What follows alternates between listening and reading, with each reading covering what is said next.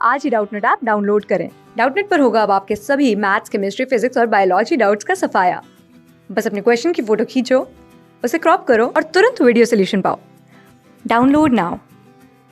How is the entry of only one sperm and not many ensured into an ovum during fertilization in human? पूछा गया है कि एक ही sperm का जो एंट्री है वही होता है ओवम में और बाकी सारे को कैसे रोक दिया जाता है। तो ये मान लीजिए बेसिकली ये है हमारा ओवम जो कि कवर्ड रहता है पहले एक मेम्ब्रेन से जिसका नाम होता है वाइटेलाइन मेम्ब्रेन। वाइटेलाइन मेम्ब्रेन जो है इसको हम लोग प्लाज्मा मेम्ब्रेन के नाम से भी जानते हैं। तो ये जो है यहाँ पे साइटोप्लाज्म से पूरा फिल्ड अप रहता है और वाइटेलाइन मेम्ब्रेन पहला कवरिंग प्रोड्यूस करता है।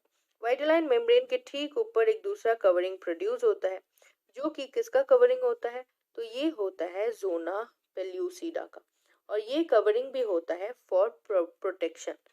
नेक्स्ट होता है और एक कवरिंग जो कि लास्ट कवरिंग होता है और ये होता है कोरोना रेडियाटा का कवरिंग। कोरोना रेडियाटा का कवरिंग। अब जब स्पर्म जो है वो आता है फर्टिलाइज करने के लिए तो कोरोना रेडियाटा के ऊपर कुछ ऐसे रिसेप्टर्स जो हैं वो पाए जाते हैं और ये रिसेप्टर्स जो है ये होते हैं फर्टिलाइजिन रिसेप्टर्स। और फर्टिलाइजिन जो है ये एक एंजाइम प्रोड्यूस करते हैं जो कि सिर्फ और सिर्फ स्पर्म बाइंड कर सकता है क्योंकि स्पर्म के हेड में एंटी फर्टिलाइजिन प्रेजेंट होता है, एंटी फर्टिलाइजिन।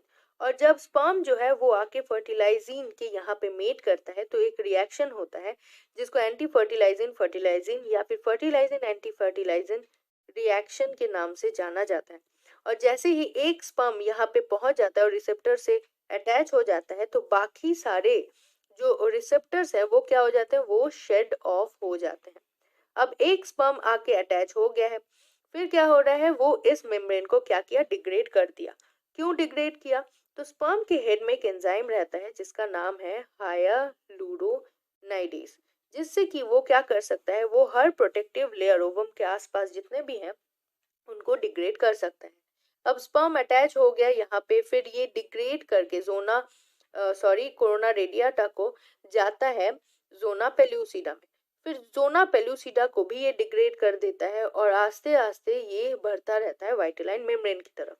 और जब वाइटेलाइन मेम्ब्रेन को भी ये क्रॉस करके सीधा ओवम से मेट कर लेता है तो क्या होता है कि फर्टिलाइजेशन जो है वो प्रोड्यूस हो गया या फिर कंप्लीट हो गया बाय वन स्पर्म।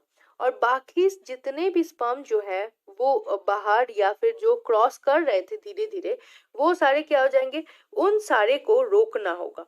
और इनका जो रोकने का तरीका होता है उनको बोला जाता है पॉलीस्पर्मी, अवॉइड पॉलीस्पर्मी।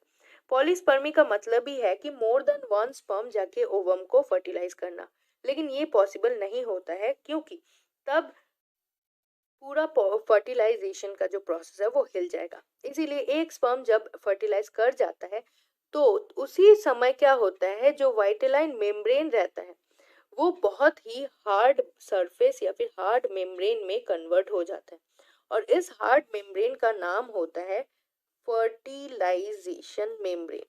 और फर्टिलाइजेशन मेम्ब्रेन इसी वजह से बनता है ताकि दूसरे स्पर्म जो है वो आके फर्टिलाइज ना कर पाए ओवम को जो कि फर्टिलाइज हो चुका है। और टू प्रिवेंट पॉलीस्पर्मी ये जो मेम्ब्रेन है वो टेक प्लेस करता है और इसी से क्या होता है, पॉलीस्पर्मी से प्रोटेक्शन होता है और सिर्फ एक ही स्पर्म जो है वो फर्टिलाइज कर सकता है। क्लास 6 से 12 से लेके नीट, IIT, JEE मेंस और एडवांस के लेवल तक 10 मिलियन से ज्यादा स्टूडेंट्स का भरोसा। आज ही डाउनलोड करें डाउटनेट ऐप या व्हाट्सएप कीजिए अपने डाउट्स 8400 400 400 पर।